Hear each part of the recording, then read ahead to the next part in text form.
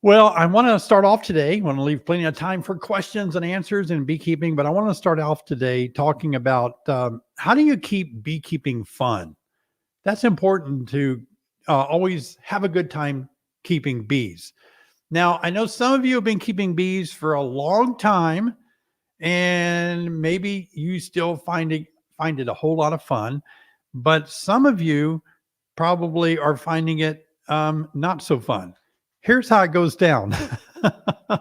In the beginning, beekeeping is always, so fun because it's a new adventure and it's a little risky. The new adventure kind of gets our juices going because it's like, oh, I'm going to keep bees. And, you tell your coworkers that you're going to be a beekeeper and they're like, what? Are you crazy? You're going to play with 40,000 or more bees in a box with stingers. Are you insane? It kind of revs us up. It kind of gives us a new lease on life. And the interesting thing about starting beekeeping, it's a hobby for most people. I would say for probably 99% of people that start beekeeping usually start as a hobby. And then they go into sideliner or commercial beekeeper or queen producer or a bee business later on if they see that they like it, right? Most people start as a hobbyist. Now, it is a hobby, but in fairness, it's more than a hobby. I think it's more than a hobby. I really do.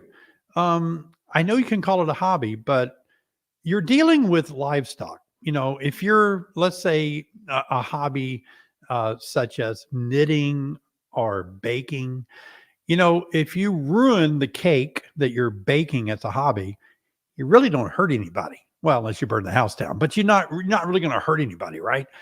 Or if your hobby is knitting or playing the guitar, I mean, there's not a lot. I mean, if you don't pick the guitar up at all, it doesn't really matter.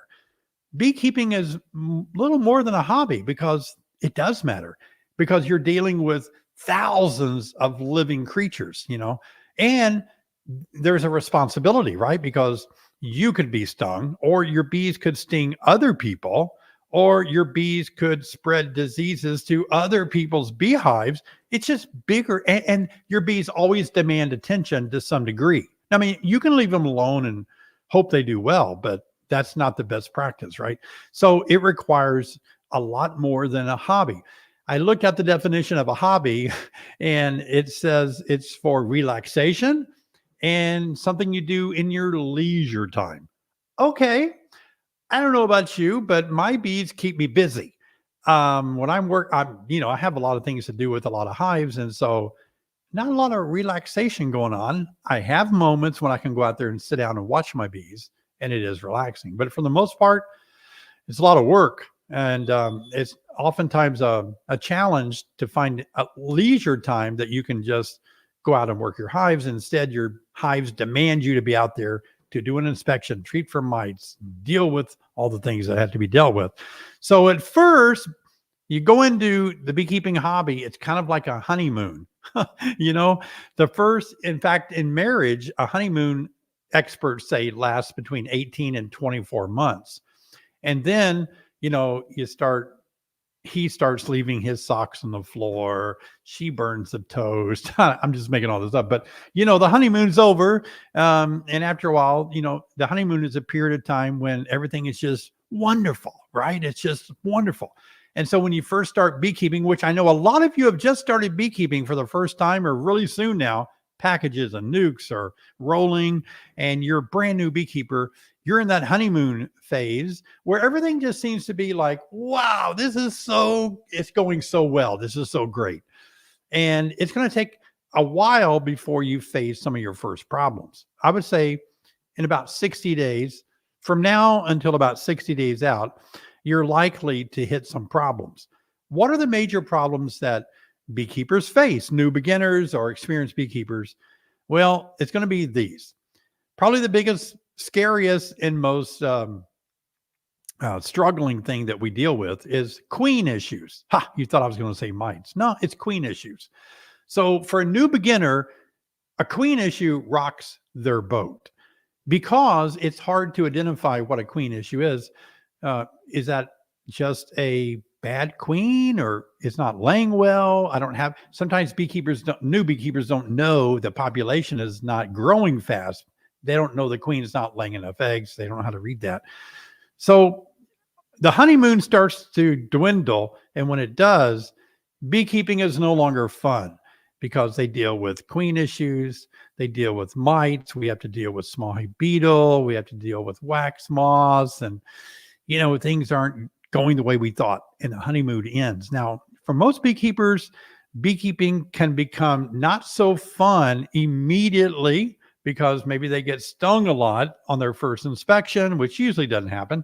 Or here's what happens in the fall, late summer and fall, the colony has grown so large and they have so much honey to protect, they become very defensive. I've had so many people over the years tell me something's wrong with my bees. When I first got them, they were so nice. I could work them in my short sleeves with wearing my shorts, my flip-flops. I didn't even have to smoke them. Now I have to go out there in an army tank to get close to them. What happened? Well, they grew and got bigger. Just like when you bring a nice little puppy home, cute little puppy, it's just adorable and you love it. It can't do anything wrong. It's just so quiet, doesn't bark, doesn't do anything but just hang around and be nice, right? Well, guess what? The puppy grows up. It's a big dog. It barks. It bites. It bites your neighbor's chickens. It eats chickens. And all at once you've got this like, what happened to my little puppy? And now it's a monster. So bees do get bigger. Well, anyway, it's tough because a lot of people fall out of love with beekeeping because the challenges can be overwhelming. Well, number one, keep it fun by remembering it's supposed to be a relaxing hobby. So calm down, take a breath, and realize, wait a minute, I started this as a hobby. I need to enjoy it. I need to find ways that I can really relax around my bees and don't spend all my time worried and with a lot of anxiety that my bees aren't healthy. So find a way that you can really spend some time relaxing, pull up a chair close to your bees and take a glass of lemonade or ice water out there. And you can sit there and watch the bees go in and out and watch them do a whole bunch of work. And you're relaxing and you're marveling at the beautiful creatures that they are. Keep it always present in your mind that this is a hobby. Okay. It's a hobby that you're supposed to relax and enjoy. Don't get all fretful and worried and full of anxiety about the bees. Secondly, enjoy the social part of beekeeping. If you fail to really embrace all the great social activities that are around beekeeping, then it's going to be a tough struggle. All right. There's Vera. Hi, Vera. Papal is here. Vera likes to watch me on live stream. And there she is. And Liam, thanks for your donation tonight. And that's my son, Seth. They say hi. All right. That's wonderful. Again, one day I'm going to have Vera on the live stream. That'd be a hoot. She goes to bed so early, though. I don't think she can stay up that late. All right. So again, it's about having a social time. So in beekeeping, for example, we have bee clubs and we have a lot of activities that are social activities around beekeeping. We have big conferences where you can go and see people. Right now we have Robbie, who I've met and we've spent time together. I haven't met Jessica in person, but it feels like it because I see her every week. And of course, I've known Sherry for a long time. But my point is, some of the best friends that I have, I've made friends through beekeeping conferences or activities. So don't shy away. I know beekeeping can push you into being a lonely person because, you keep bees by yourself usually, but try to find a buddy or a girlfriend, somebody that you can relate to that may want to work bees with you in the club or something, and strike up a conversation that can go beyond beekeeping. You might develop lifelong friends through beekeeping, and that will keep you enjoying beekeeping. It'll keep you having fun in beekeeping if you connect with other people. That's what LiveStream is all about. It's about us connecting as a family of beekeepers, Beak Squad, getting together, enjoying each other's company. That's huge, okay? And then after you've kept bees for several years, you gain a lot of knowledge and experience. Here's another way that you can keep having fun in beekeeping, and that is you can start sharing your knowledge and your experience. This is really important. It's hard to find mentors now, hard to find people that can spend time mentoring, helping out other people. So just realize that you can play an important part if you mentor or teach or help other people. Thanks, Richard, for that super sticker. We appreciate all the donations tonight, by the way. So, you can't jump into mentoring people until you get a little time under your belt in bees, but you'll get there. And once you do, it's going to be helpful. And what's cool about being a mentor or a teacher in beekeeping is it keeps you on your toes because you have to share your knowledge with other people. And so it makes you want to keep continual education going. It makes you want to learn about the new research or learn about the new treatments. It makes you want to know more about bees because, you're teaching, you're helping people. So you got to kind of stay apprised of what's going on in beekeeping. So I really feel that becoming a mentor or a teacher is a big help. And, sometimes it can be as simple as mentoring somebody in your family, like a grandson or a granddaughter or something, just a friend in the family that wants to keep bees and you're helping them. So that keeps you involved and it keeps beekeeping a lot of fun when you see how fun it is to watch other people celebrate learning. And when they see like, oh man, beekeeping is so fun. Thanks for helping me. Kind of energizes us when we help other people. Now, listen to this one. Another tip is if you want to keep having fun in beekeeping for a long haul, avoid comparing yourself to other people. To help beekeeping remain enjoyable, we have to avoid comparing ourselves to other people. There'll always be people who have more hives than you, who are a better beekeeper than you are. Hey, Brian, thanks for your donation. Good to see you tonight, buddy. There's always better beekeepers out there. As hard as you try, you might put a beekeeper up here and you're like, oh, I want to be like them and I want to get to where they're at. And you work your tail off and you really can't get there and you get frustrated. So don't compare yourself to other people because you won't be a happy beekeeper because somebody's always going to be better than you are. There's always going to be a bigger beekeeper. And a lot of times you hear people ask, how many hives do you have? And oftentimes that's a reflection of they're wanting to know if you're a good beekeeper. Like if you say I have 15,000 hives, then they say, oh, wow, you're a big time, you really know your stuff.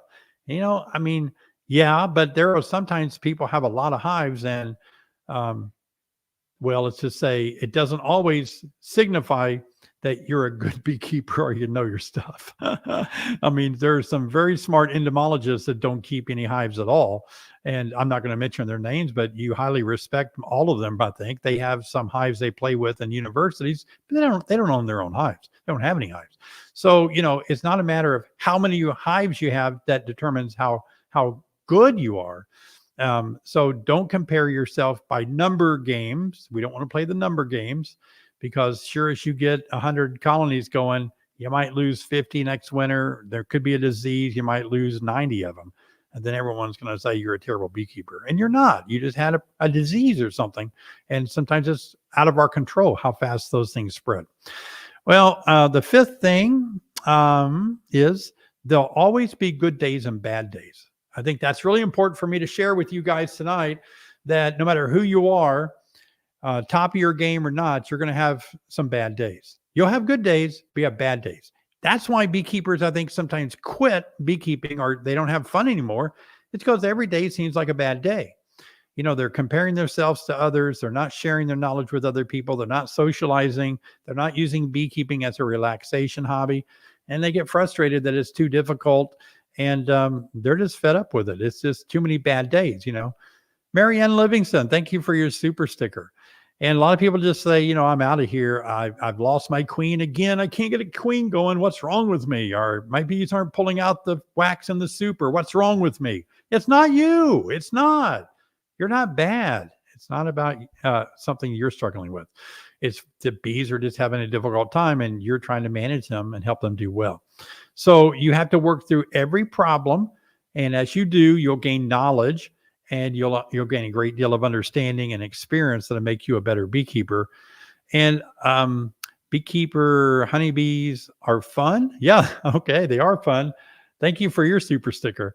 And the last thing I want to share with you before we have some Q&A, and we have some giveaways coming up too, is that one of the things that has helped me in beekeeping, I have my ups and down moments. I mean, I started beekeeping almost 30 years ago.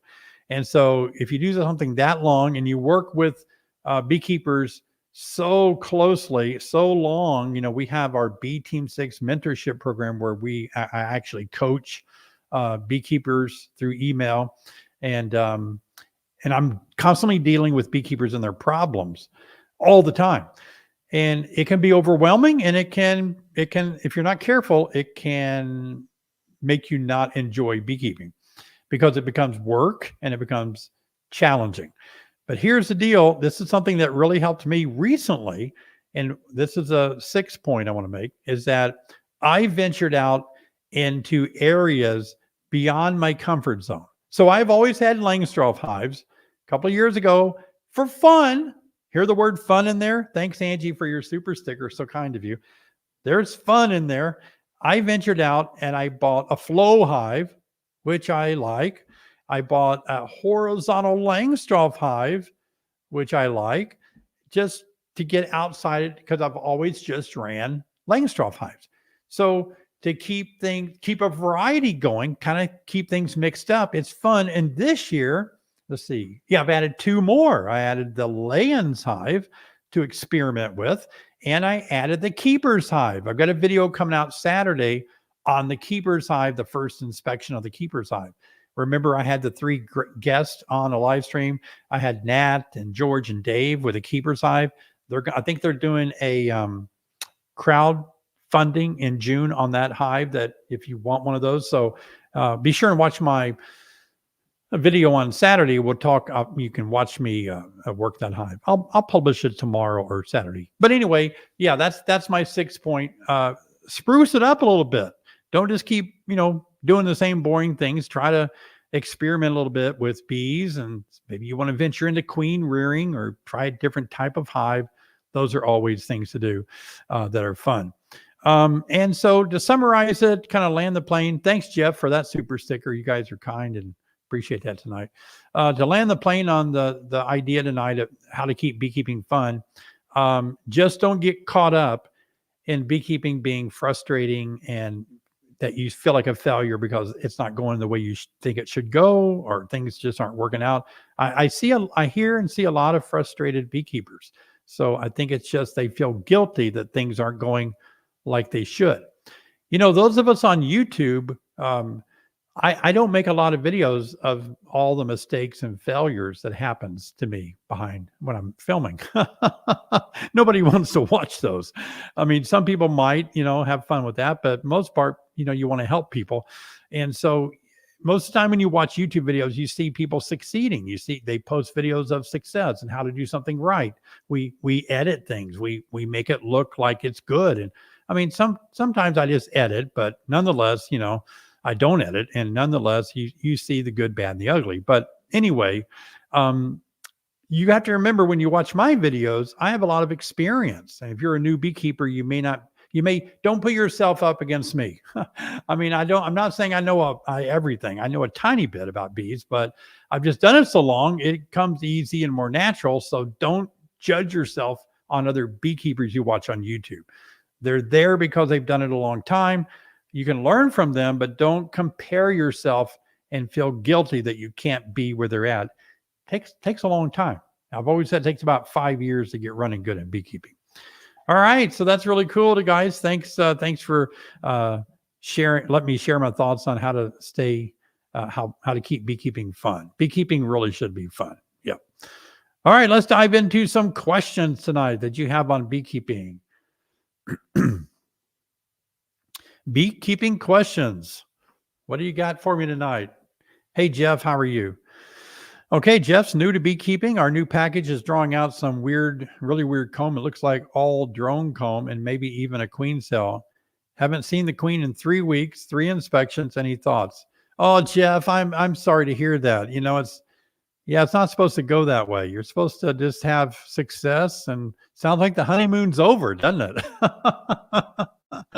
Well, sorry to hear that. I'm not laughing at you. I'm just kind of Misery loves company. I'm here with you. But the weird comb might be columns that they're building, maybe on plastic foundation.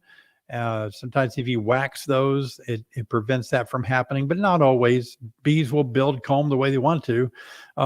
All drone comb is going to be a larger cell size, so that's going to be 5 point something, a lot bigger than the worker size comb. I don't think I have any. Maybe I do. Hang on. I've got some comb back here. I'm trying to see if I see, possibly. Let's see if I can show this on camera. Got a little YouTube sticker on it.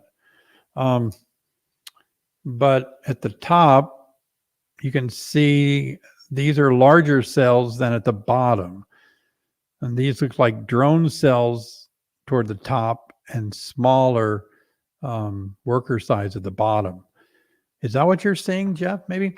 So if there's like drones and drone capped over drone and all, maybe your queen is no longer good. She might be laying unfertilized eggs, but it sounds like you need a new queen. I would start with that. You've inspected it 3 times. You haven't seen the queen. She's not in there. I don't really think she is. Queen cell. If there's a queen cell, let that go ahead and emerge, because that's already in the oven cooking. So Jeff, hang in there, buddy. You'll get it straightened out. Yep. Hey, Timothy, how are you? Checked my hive today in the storm. Everything was good. Found pupae, cap brood, and eggs. I found queen cup, and I'm not sure if I should leave it or tear it down. So any advice? All right. How old is this hive? Check my hive today. I don't know if this is like a package or if this is an overwintered colony that's full of bees. I need a little more information about that queen cup. The queen cup, if you found a queen cup, like on your frame here, a cup, I don't have one. Well, there's a cell. Look at that cell right there. Right there. That's a queen cell. And it's already had a hole in where the bees have the queen emerged. But a cup is, just a 1/4 inch. It's a cup. They always have those queen cups in a hive. Even a big, strong, healthy colony always have queen cups, just in case they need it for emergency, super procedure, or something like that. Those cups are there. The queen will lay in it, or some believe the bees carry eggs there. So if it's a cup and it's nothing in it, I'd leave it. I wouldn't worry about it. If it's got larvae in it, that means they're raising a queen. Good question. All right. CC Outdoors. Not a bass. Hi, David. Thank you for all the great info. It is noticeable. Is it noticeable when bees come of age to become foragers? I had a lot more bees than normal in front of my hive. Figure that might be it. Okay, so good question. What happens is bees oftentimes take orientation flights or play flights. So as they get close to the age of foraging, they will just all be out there like a swarm late in the afternoon, 3:30, and they'll just be flying around your yard. They'll be facing the colony. When they swarm, they face away and leave. But these orientation flights, they'll go out in large, massive group of bees, take those orientation flights. That sounds like what you have. No way to really tell, when a bee becomes the age of foraging on day 23 after the egg's laid. So, but they're 23 days old, and when you see them leave and they come back with pollen, they're of foraging age. Even when they don't have pollen, you don't know if they're of foraging age or are they just going out and taking a potty break. Kind of hard to tell, but it sounds like that's what's going on. Whole bunch of bees getting ready to forage. Hey, Brian, I bought a mated queen and she's not laying eggs yet. Been 10 days. Any thoughts on that? She's small. Will she start laying or get a new one? Boy, Brian, this is exactly what I talked about when I was sharing today. The number one issue that most beekeepers face really isn't so much mites as it is queen issues. Because, if you don't have queen manufacturing 2,000 eggs a day, the hive just isn't going to cut it. mites or no mites. So in your case, boy, you should see a lot of eggs. And it's been 10 days, a mated queen in there for 10 days, you should see a lot of eggs. It may only take her a day or two to get out of the cage and she'll start laying right away. So that's a little bit unusual. I don't like small queens. I know small queens can do a good job. I'm sure I've said that with my own mouth, that small queens can keep up with the big queens laying. I'm sure I've said that, and it's probably true, but it does go to show biologically, in biology, that if the queen is smaller, it could mean that she has less, or her ovaries or ovarils, egg laying ability might be smaller as well. So it might be hurting you. But in your case, you don't have anything. Something isn't right. I would say wait about another 4 or 5 days, Brian. Let's inspect it again. If you don't see eggs, off with her head, get a new queen in there. Absolutely. Don't want to lose time. Hey, John, how are you? What are the keys to single brood management? Live in a very warm place. Yeah, if you want to get by in a single brood box, I think you need to live in a very warm place. You know, I know a lot of people it's kind of a fad going on that people really got to do the single brood box. Everybody climb on board, get on the bus, single brood box bus, I guess. But listen, it'll work. I mean, you can keep bees in a single brood box. I've done it before, and I live in the north where it's cold. But at the same time, I was actually asked this question I gave a talk a couple of days ago, and after I talked, that was the question, one of the questions. Dr. Tom Seeley, in his book Democracy of Bees, he talks about this, and he has a particular, he spent his life measuring this out, and he concludes that bigger is better, that he has the volume of that hive, that they prefer these bigger sized boxes, as I read his book, these 2 deep. So I always like 2 deeps, but I know a lot of people are liking single brood deeps. So John, here's what you're going to do. If you're not sure, give it a try, right? Nobody's going to know more than you. You just go out there, keep some of your hives. If you're using double deeps, keep them in there, and then experiment with a bunch of them in single deeps. See how it goes. Just measure it out. I need a lot of bees. I need a whole bunch of bees for everything that I do with bees. So it works out better for me to have 2 deep boxes. But that's me. I don't own the corner of bee knowledge or bee information. I'm just one beggar telling another beggar where the food is. Yeah. I know they do it in Canada. I understand that. Okay, started with 3 new 4-pound packages after 6 weeks. Queens present, but laying mostly drone brood and very little, if any, worker brood. I replaced queens from a different source last Saturday. Good idea. Oh, I'm sorry, Pat. That doggone it. That's not how it's supposed to go either. Doggone it. It sounds like the queens aren't good, doesn't it? That's too bad. I'm sorry to hear that. Yeah, I think you're right to replace those queens. If they're drone brood only, why aren't they fertilized? Why aren't they laying eggs, fertilized eggs? And you should have you should just have sheets of worker brood, after 6 weeks. That's not good.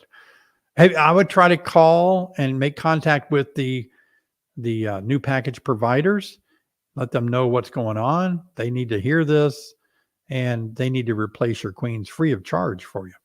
Yeah. Well, sounds like you've got a good plan there to straighten that out. Get some good laying queens in there. Wow, that's tough. Homer, how are you doing? Always appreciate hearing from Homer. He's a great one, always leaving good comments on YouTube and everything. Thanks, Homer, for being with us. Hello, David. What precautions should we take bringing in swarms into the apiary? Yeah, that's a good question. I like that. This depends a lot on where you live. If you live in Africanized territory, it's never a good idea to bring swarms into your apiary. I don't think it's legal either. I'm not sure where you live, Homer, but let's say you don't have to wrestle with Africanized swarms. When you bring a swarm into your apiary, you're going to have bees that swarmed out of a strong colony. Weak colonies can't produce a swarm. You've got the old queen that's been around for a few years in that swarm. And so they're going to set up residence in your box that you captured them in. And for the most part, it's not going to really be a bother, I don't think, because your queens that are replacing your hives that are replacing their queens, they're going to go further out. The queens are to mate with drones, not from your yard. It's usually how it works out. And that's to prevent inbreeding. I don't think it's a bad idea. You know, you don't know the nature of those swarms. You don't know what the genetics are, but kind of don't know that when you get a nuke or a new package either. You don't really know for sure, right? I always like swarms. I like collecting swarms that are nearby. Hey, look at this picture. Did you guys see that? This happened at, let's see, a recent game. Was it, it was a baseball game. I forget the teams, but anyway, before it started, there was a swarm that landed on the net behind, I think, home plate, and they called a beekeeper in. Well, actually, removal service, a pest control company or something, and they came in, and the beekeeper was on a lift, and he got this. You probably saw it on the news, Major League Baseball. It was out in Arizona, and can you put that back up for a second? I thought it was interesting because if you look at it, what shocked me, and I got hit with tons of phone calls and emails from people the minute this came out like this. And they said, David, did you see this? The guy sprayed it. And I'm like, no, yeah, he sprayed him. I'm like, he sprayed him? Yeah, no way, you can't do that. I watched the video, he sprayed him. Now, I looked through comments and I kind of stayed away from it because I just didn't have any knowledge about what he was spraying him with, right? One thing I noticed, I'm giving the benefit of the doubt. They didn't drop. Like if you sprayed them with insecticide or pesticide or something, they would have dropped. They would have died and dropped. I think he's spraying them with sugar water or some kind of water, sugar water, to kind of keep them, because he did later vacuum them with a bee vac and they seemed healthy. So I'm assuming that it was some kind of sugar water content. But if you didn't see that, that was kind of interesting. Shut the whole game down for like 2.5 hours, I think. That's crazy. Yeah. All right. Got some more questions coming my way tonight. Hey, Joseph, how do you calm a mean hive without killing them? Oh, yeah. Very simple on that one. Here's a way to do it. It's going to be tough, but you go in there and you find the queen and you kill that queen. And then you replace it with a new queen. And by doing that, in 40 days, you're going to have a whole new progeny. All those bees are going to die. All the new bees are going to be there from your new queen, and they'll hopefully be a lot more calmer. I've done that plenty of times. Edward is a new member of my YouTube channel. I have membership on my YouTube channel that you guys are so great to be a part of. You can always join my membership. It's a way of supporting me and my work that I do. You know, it takes a little bit of something to power up the cause. So I appreciate you guys becoming a member. You can become a nectar novice or a Beak Squad ambassador and make a monthly contribution to my cause here on YouTube. So I appreciate that. All right, my husband and I work the bees together. Well, that's nice. It is better together. Okay, it's our thing, David. Do you and Sherry work bees together? We have worked a lot of bees together, and I think Sherry is a trooper because anytime I need help, she will come out there and help me. But no, we do not work bees together. And Sherry's making all kind of funny faces at me. And because Sherry's put her time in, she's studied bees a lot, and but that's not her thing. She's more of the business administrator of the business and all of that and that's a full-time job actually. So, but I'm glad you and your husband, I think your name was Sandy. I'm glad you and your husband are doing a great job working bees together. A lot of couples have fun working bees together. That's for sure. Yeah. Sherry and I have a lot of other hobbies we enjoy together. Well, Tim Sanders, how are you doing, buddy? Good to see you tonight. Got 2 swarms this week. How long should I wait to inspect and test for mites? Yeah, that's not a cut and dry answer, Tim. Really, it's not. And look, you've got a swarm, right? And let's say they're going to start laying eggs now after you put them in a box. It's going to take 21 for those eggs to emerge. And so that means that you're not going to really have a big onset of mites right away until they can multiply in your cap pupae. So I wouldn't go too crazy about worrying about that, but I think I would try to work toward keeping track of that brood. So maybe when the first generation, after 21 days, that's 3 weeks. I think I would test after that. Test after about 3 weeks of installing that swarm. See what your numbers are at. Alvino, thank you. Wow, another member of the YouTube channel. I appreciate that popping in here. I think that's 3 new members tonight. Appreciate it a lot. Yeah. Doreen, how are you? You suggest a resource hive with a spare queen. What would you do if you don't end up needing her and don't want another hive? Yeah, a resource hive can be a 5-frame nucleus. It can be a pretty small little box, and you just let it do its thing. And if you don't need it at the end of the year, at the end of the season, go to your hive or your hives and put those resource frames in those other hives. Pull out the frames that are weak in resources or weak in brood, change them out. You know what I mean? But if you don't have any room to put those things, and that happens to us, you get a lot of mating nooks that are like that, and you don't want any more hives, you're just going to have to try to overwinter that nuke. Or I don't want to say this, but some people might say just let them die out on their own. But usually most people try to work those back into your hive or your hives before the season ends, or find somebody that needs those 5 frames to help them out, and they may need a new queen. It's about all you can do. Yeah, good problem to have. Too many bees, for sure. Can you overfeed your bees with syrup in the spring? Mine have taken 2.5 gallons in 5 days. Still cold, typical 65-degree days in Massachusetts. You can overfeed bees. I mean, they can just pack it all down in there and the queen doesn't have any room to lay anymore. They're nectar bound or pollen bound. It can happen. Keep an eye on that. If there's room for the queen to lay and you got enough space in there, it should not be a problem. Hey, Angela, thanks for your super sticker tonight. Appreciate that.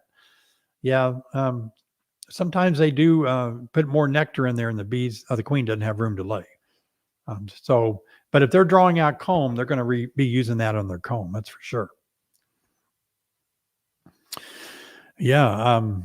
Zach, how are you doing? I'm using screen bottom boards in coastal South Carolina after the storm last night. Should I be worried about splashing water from the bottom? Oh, it sounds like, if you typically have your hive off the ground a foot is what we recommend. That should be high enough. Water won't splash in, but it sounds like coastal South Carolina. I'm not sure how, backwater or coastal area you're at. But I would go down there and watch it when it has the most potential to have water splash into that hive. And I would watch it to see if it happens. If it happens, I'd close off the bottom board and I'd get that hive somewhere else. I don't like water in my hives. Wet hives have a lot of problems. They really do. You can have European foul brood if they're too wet, just a lot of issues. Hey, Richard, how are you tonight? How do you use the entrance reducer? At what point do you go from the smallest? What point do you use the next size up? And at what point do you take it off completely? Yeah, Richard, I understand what you're asking. And I don't have one within arm's length right now. Wish I did. But the entrance reducer usually has 2 sizes on it, a smaller size and then the larger size. The small size might be 2 inches, 2.5 inches. The larger size is a good 4 or 5 inches. And there really isn't a scientific proven you have to do it this way or else. There's nothing like that established. But for the most part, beekeepers feel like, there are times you want to reduce the entrance. And that might be in the wintertime. You want to go to the smallest setting. In the summertime, you may want to open it to the largest setting. But I'm going to tell you something I like to do. Again, I don't have all the answers, and this may not work for everybody, but it works for me. I usually keep it somewhere on either setting, smallest or largest. And when the bees start going out for nectar, as soon as dandelions are popping, I will pull one side of it. It sits under the bottom deep. I'll pull it toward me, one side only, usually about 2 inches back, 2 or 3 inches. And that allows bees to go up over it and into the hive. But if you watch my videos, I don't have entrance reducers on any of my hives to speak of, really. So I don't use them. I rarely do I have one. I have them on some hives, but I don't need them. It doesn't really play into what I do. Not that important. Only if you see a problem. Hey, Sally, how are you doing? Good to see you tonight. Will new mated queens continue to grow? I have a third-year queen, and she's large compared to the new mated queen I just purchased. Good question. Bees are their size when they're born.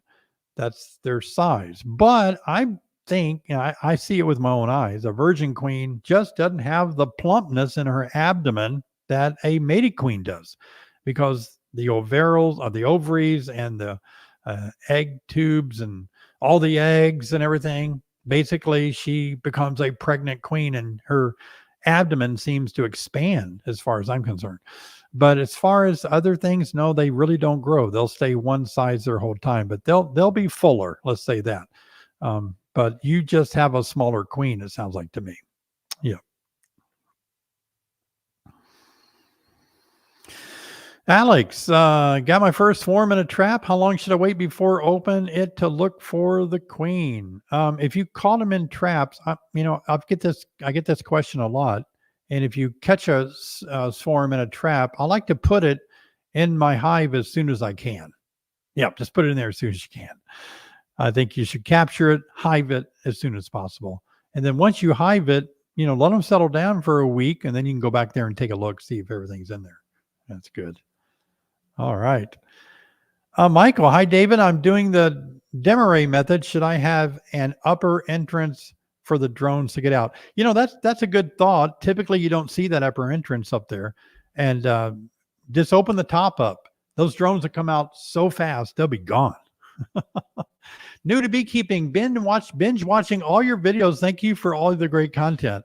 Well, thank you. Appreciate the donation as well. Those of you that binge watch me, you actually know more than I know about myself, because I have forgotten all those things that I did over the last 16 years on YouTube. So sometimes I have to ask those of you that binge watch me more recently what I've said or what I've done. Bobblehead David, have you met the new Bobblehead David? He's always there asking you guys to please subscribe. That's good. He looks like he's in a NASCAR uniform or something. That's a bee suit. Hey, Jessica, in your online lesson, you seem against alcohol testing, and you said that powdered sugar test works just as well, but in more recent videos, you use alcohol. Is there a reason you switched? I probably, that's a great thing about science, great thing about beekeeping or anything. You do keep improving, I guess, or science tells us more information. But here's the deal, Jessica. I made a video recently, I think last summer or the summer before, where I compared alcohol wash against powdered sugar wash.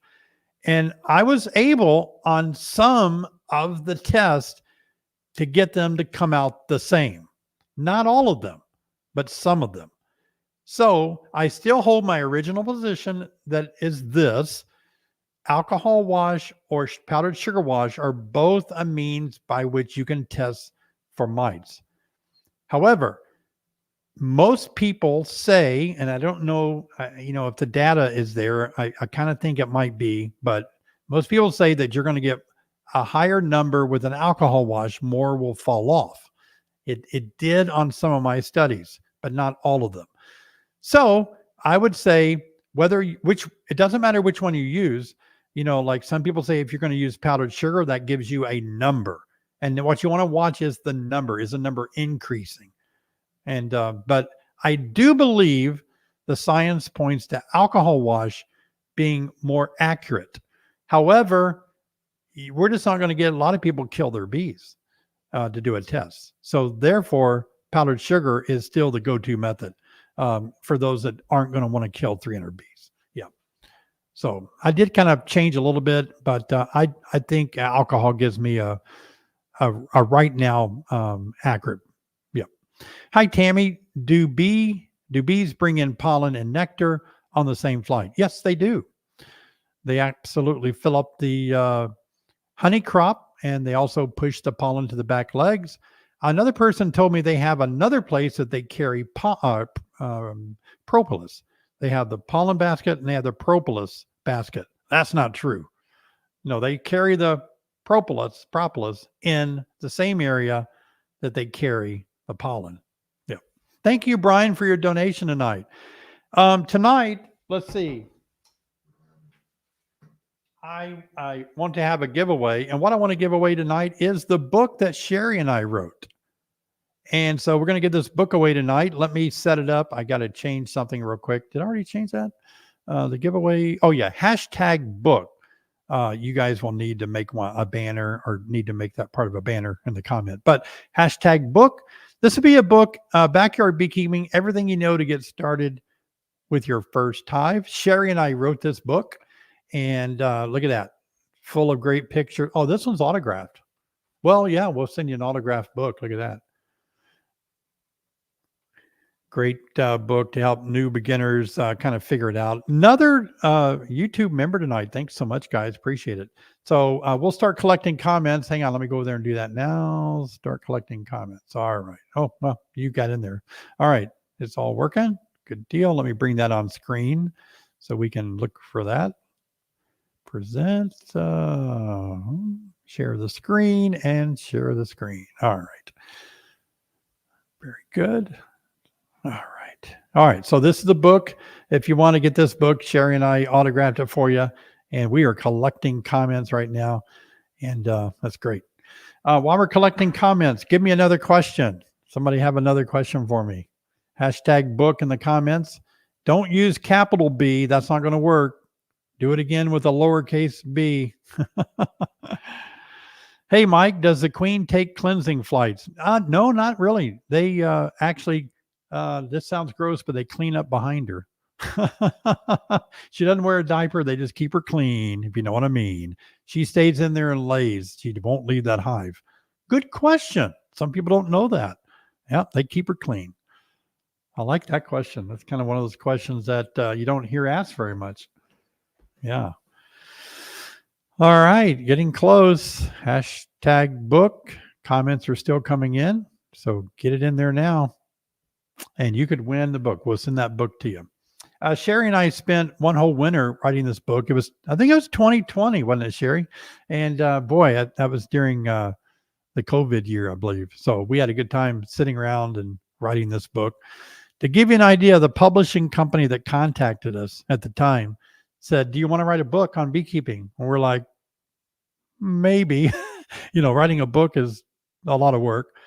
And so anyway, we finally gave in and said, I think we can write a book. And then they said, good, we need you to finish it in 6 weeks. So we had 6 weeks. We wrote this book in 6 weeks. That's great. We worked hard. All right.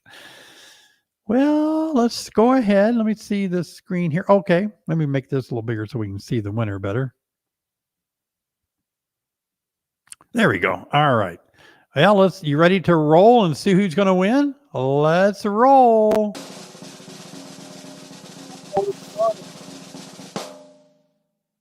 Oh, it got done too quick. I need a longer drum roll. The Bee Guy NE is the winner. All right, there we go. Good job, Bee Guy. Oh, if you are that person, get my mouse where I want it, then you'll certainly need to email us at longlanehoneybees@gmail.com. Within the next 24 hours, let Sherry know that you won the book and give us your address and we'll send that to you. That'd be great. Oh, we still have some time for a few more questions. Yeah, that's great. Congratulations. Yep. Thank you all for your donations tonight. That's really great. Some of you donate on our website at honeybeesonline.com because you don't want to, or you're not able to donate here on YouTube. And I appreciate that. So you can always go to our website, honeybeesonline.com. There's a place there you can donate to help out the cost of the live streams on our website if you want to do that. Hey, Charles, have you ever had the urge to create your own kind of hive? Yes. At one point, Dr. John Zavishlak and I were talking about that. And he came up with an idea, and he said, you really need to do this. You really need to do that. Kind of a hive. I think it would work out better. But no, I'm too old to do that, I think. I'm just not able to do that. There's so many people today doing great new hives. I'm not going to cut in on anybody's thunder. We have some great minds working on stuff like that. I appreciate that. The killer bees. I tried to resolve a laying worker issue. I did the newspaper combining method with a strong hive that had a good queen. Was that the correct thing to do? If not, how do you resolve this issue? That's a very good question. I think I've made a video. Maybe I haven't. I think Sherry told me I needed to make a video on laying workers, but it's a trick, and it's not always easy. Laying workers, by the way, are foraging bees. They're not a particular one laying worker in the hive. Don't shake them out on the grass, because the foragers will just fly back in. They'll beat you home and start laying again. They're laying unfertilized eggs. And so what you want to do is, this method could work. You're wanting the pheromones of the queen and the brood to clamp down the laying workers. There's always a lot of them. So this would be something you could try. But there are a lot of methods that people have done to try to solve this. Sometimes I've been able to take a frame out of a strong colony that's queen right with the queen on it and open brood, and I'll put it against the wall, queen facing the wall of that laying worker colony. And the pheromones of that queen and the open brood will start clamping down the laying workers, and it will be accepted. I've had success doing that quite a few times. So that's a tough one. It's hard to get out of sometimes. Yeah. All right. We've got time for a few more questions. First attempt at queen grafting. I always like to hear that. Man, that's fun. Put the frame in a nuke with bees that had a queen cell that didn't produce a queen. Will older bees know how to take care of the queen cubs if there are few nurse bees? Yeah. I put a frame in a nuke with bees that had a queen cell that didn't produce a queen. Will older bees know how to take care of the queen cubs if there are a few nurse bees? So if there's larvae in those queen cubs, I guess that's what you mean. Will they be able to feed them? Older bees can revert back to produce wax glands, and they can produce royal jelly, but they are not good at it, and they don't do very well. Can they do it? I would say the chances or the possibilities exist, but it's not going to be ideal. Not at all. Just like bees that have to go out and forage before they're old enough, that's not always good either. So when things aren't followed according to their developmental cycle of their glands, it's tough. Good luck with that. Let me know how that works out, though. It'd be an interesting little study you can do to see. Yeah, absolutely. A lot of good questions tonight. I always like the live stream. You know, I work hard to produce 3 or 4 videos a week. Those are free video contents. I work hard every Thursday night to answer your beekeeping questions. I see comments on my YouTube channel where people are frustrated at beekeeping clubs or areas that no one helps them. Nobody wants to help them. Where do I go to get help? Well, you should always take a class first. And then if you still have questions and you can't find any help at all, come here on Thursday night. We'll answer your questions. My hive exploded after winter. I had to split hive several weeks ago. I added honey supers. I'm seeing full frames of resources in both boxes and packed bees. Should I get rid of new capped honey? Yeah, if you want to harvest it and give your bees more room to expand, you can always do that. Should I get rid of new capped honey? Boy, if I have new capped honey, I wouldn't get rid of it. I would harvest it and I'd bottle it or I'd use it. I'm not sure, but move it off the hive and freeze it. Sometimes I get in a bind. I can't keep things harvested quick enough, and I'll just take my honey supers off, get the bees out of there, put them in my freezer, and just freeze their honey stays really good frozen like that. Some ideas for you. All right, we got time for one more question. Throw me one more. Oh, nice group out here tonight. I was queenless for a time. I have 10 frame laying straw. Is it better to only put 3 frames in the box to force them on 3 frames to take care of the brood for a few weeks until population grows? Yeah, I mean, if you got 10 frames that are drawn out and you've got 3 frames and they're on 3 frames of bees, I wouldn't take the frames out. I would let that space be consumed by those frames just in case you forget. You pull the frames out and you forget those frames are out, they're going to build comb everywhere. I think it would be fine to leave those in there. I don't see the advantage. You're forcing them to take care of just those 3, the brood on 3, but they should do that naturally. If there's brood, they will highly likely stay only on the brood frames. That's true. Yeah. All right. Todd says he highly recommends the Ultimate Bee online classes that we offer, and he uses it as a refresher a lot. Well, thank you, Todd. I appreciate that. Guys, we are all out of time. I want to say thank you so much tonight for being here on our live stream. Big shout out to Robbie, Jessica, and Cher for helping. They did a great job tonight. And you guys always family. And thank you so much for the great job of asking terrific questions tonight. Your questions always help other people when everybody hears the answers. So that's always good. There's no question that's too dumb to ask. And I want to thank all of you for your donations that helps support the live stream so much. As always, I want you to know I love you guys. I appreciate you so much. Thanks for being here. Keep watching my videos. I'll see you guys next time.